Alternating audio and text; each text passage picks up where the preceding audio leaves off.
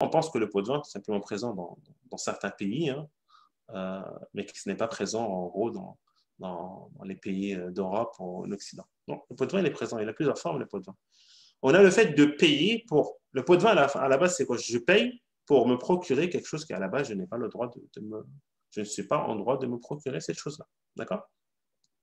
Donc, je souhaite travailler dans tel ou tel domaine, donc je vais payer pour, entre guillemets, avoir je vais payer la personne qui est chargée de cela pour avoir le poste. C'est connu après dans plusieurs pays, dans les pays d'origine, que des fois, tu ne peux pas clôturer une démarche administrative banale, hein, si la personne ne paye pas à pot de vin. Parce que c'est connu, voilà. Si tu ne payes pas à pot de vin, ton dossier il va au-dessus de la pile.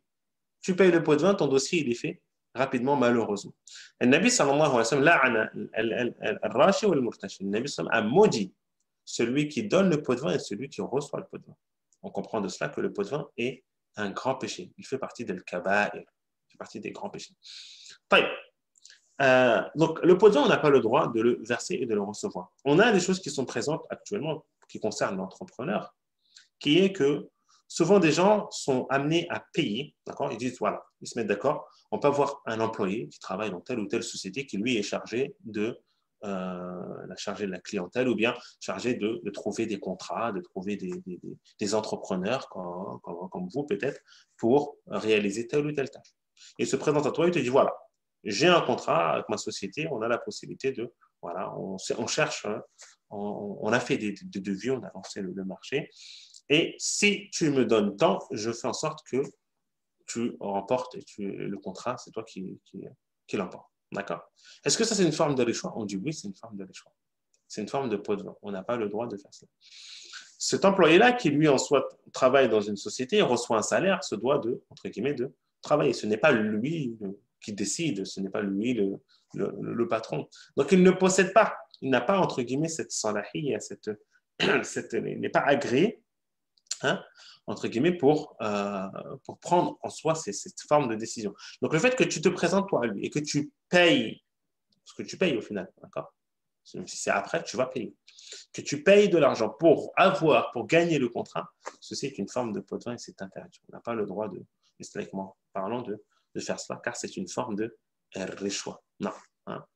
On se doit de faire comme tout le monde, voilà, mettre en avant son expérience, sa capacité, et faire en sorte qu'on remporte le contrat sans pour autant se mettre d'accord de payer à la personne qui, lui, est peut-être un simple employé chargé de je ne sais quoi. Il dit, voilà, je te paye, tu me payes la somme, je récupère cette somme-là et je fais en sorte que, voilà, ton dossier à toi, les autres iront aux oubliettes, ils iront à la poubelle. Voilà, au moment du conseil, de la réunion, il y aura simplement ton devis à toi qui sera présenté et je vais faire en sorte que ce soit le meilleur des devis et autres et autres. On n'a pas le droit. D'accord?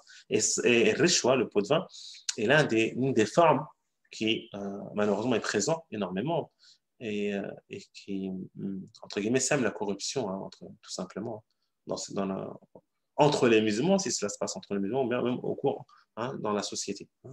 C'est vraiment quelque chose à bannir. Vous pouvez voir maintenant, malheureusement, qu'on a voilà, des gens qui ne marchent pas comme ça. Après, bon, il y a des cas de figure qui sont évoqués, des grands savants ont parlé dessus, hein, de très grands savants, concernant le fait de payer un pot de vin si on n'a pas le choix.